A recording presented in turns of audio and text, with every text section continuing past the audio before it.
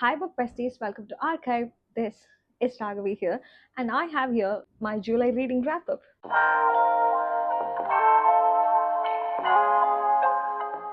This month I read three books and one audiobook. That totals to four books, and let's wrap it up, shall we? So, the first book I read this month is Margaret Atwood's My Evil Mother. So, this is a contemporary fiction with elements of magical realism and a little bit of psychology to it. So the story is set from the daughter's POV, and it follows the daughter's life with a mother who is secretly a witch.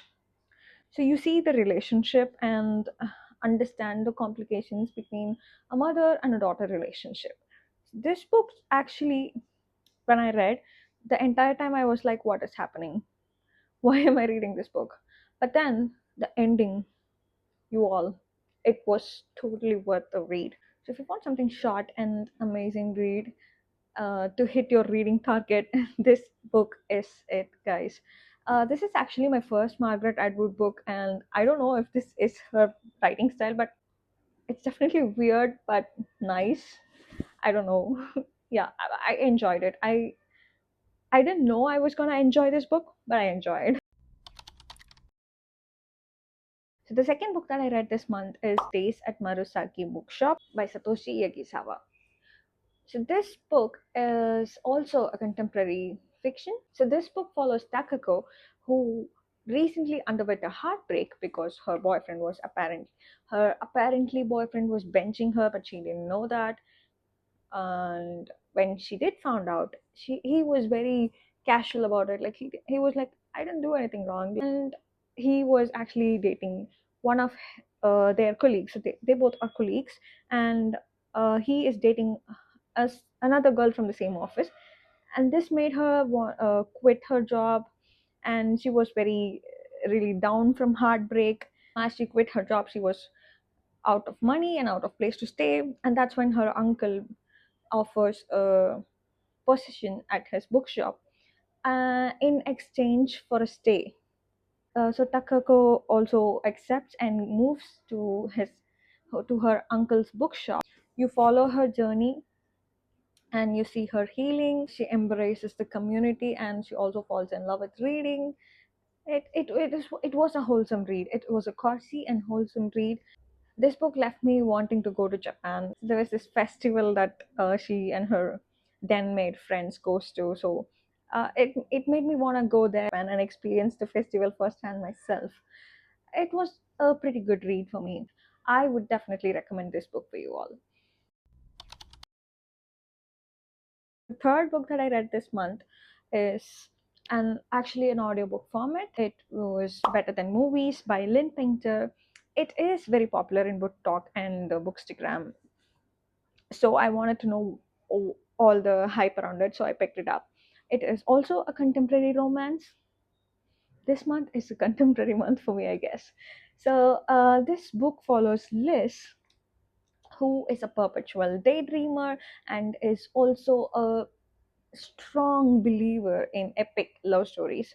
This is also rooted to her now dead mom, with whom she used to watch a lot of love movies, and they both have this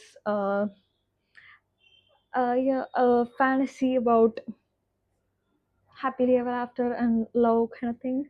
So she also strongly believes that she wants to experience that kind of love in real life. So she decides to pursue her childhood crush, Michael, who recently moves back to town from a different place, and she is absolutely smitten. And in the pursuit, she makes a fake dating deal with her frenemy Wes Bennett. So, and there goes your typical fake dating trope. I would say I did not particularly enjoy this book. Like, I mean, I enjoyed this book. The writing was great. The feel was amazing. It had all the elements a contemporary romance has to have. I think the hype around this book made it less enjoyable for me. So if you are if you are going in expecting it's going to be amazing, I think it's going to be not that good. But if you're someone who just randomly picked it up, wanting to read something romantic and lovey lovey, this is going to be a good read for you all.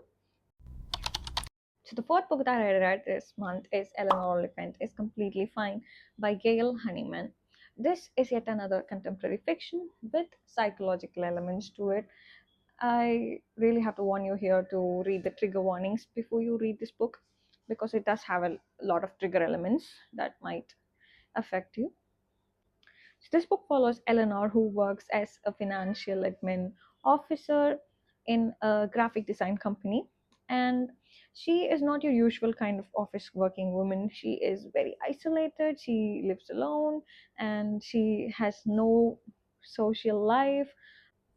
She is unnaturally organized and over protective. She has eczema kind of allergic reactions. She has a lot of medical conditions. You later through the story learn that she has a past that led to her being the way she is. One day she goes out accidentally with a coworker, um, and she very accidentally develops an obsession for a musician. And this obsession turns her life, leading her to act more social and develop friendship in the office, and how this friendships turn her life in the present. So you are going back and forth between her past and present, learning why the way she is from the past and how the present is influencing her and changing her. So it was very weirdly healing, and it was nice to see how actual friends influence her and change her behavior. It was a good read for me. I'm afraid this was the best read of this month for me. So that's the wrap for this month.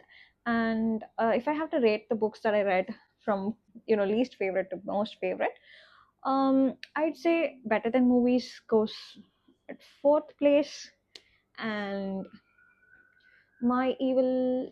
Oh no, I think I'm gonna give third place to Days at Morisaki Bookshop. My Evil Brother Mother will goes, and My Evil Mother and takes the second place. And obviously, this month the best read is Eleanor Oliphant is Completely Fine. It is totally worth the hype. I hope you enjoyed my reading wrap. See you in the next video, which is going to be my August TBR. So if you have not subscribed to my channel, I really, really would be happy if you did subscribe.